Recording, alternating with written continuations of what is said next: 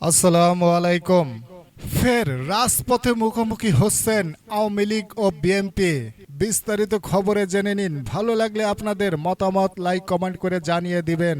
BNP সহ বেশ কিছু বিরোধী দলের বর্জনের মধ্য দিয়ে অনুষ্ঠিত দ্বাদশ জাতীয় সংসদ নির্বাচনের পর রাজনৈতিক উত্তাপ অনেকটা স্থিমিত ছিল।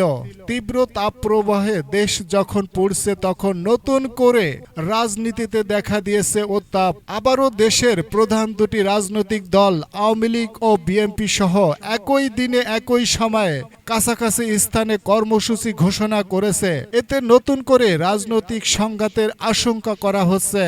অনেকটা একতরফা নির্বাচনের পর রাজপথে প্রধান বিরোধী শক্তি বিএনপি তেমন কোনো বড় আন্দোলনের কর্মসূচি দেয়নি। ভোটের প্রায় ৩.৫ মাস পর আগামী শুক্রবার ২৬শে এপ্রিল রাজধানীতে মহাসমাবেশের ঘোষণা দিয়েছে দলটি। ওই দিন বিকেলে নয়াপল্টনে দলের কেন্দ্রীয় কার্যালয়ের সামনে এই সমাবেশ অনুষ্ঠিত হবে। বিএনপির কর্মসূচির ঘোষণার একদিন পর রোববার ২১শে এপ্রিল একই দিনে একই সময়ে কাছাকাছি স্থানে শান্তি উন্নয়ন সমাবেশের ঘোষণা দিয়েছেন ক্ষমতাসীন আওয়ামী লীগ। দলটি আগামী শুক্রবার ২৬শে এপ্রিল বিকেলে গুলিস্তান কেন্দ্রীয় কার্যালয়ের সামনে এই সমাবেশ করবে বলে বিজ্ঞপ্তিতে জানিয়েছে। দেশের প্রধান দুটি দলের আবারও পাল্টাপাল্টি কর্মসূচি ঘিরে জনমতে আশঙ্কা দেখা দিয়েছে।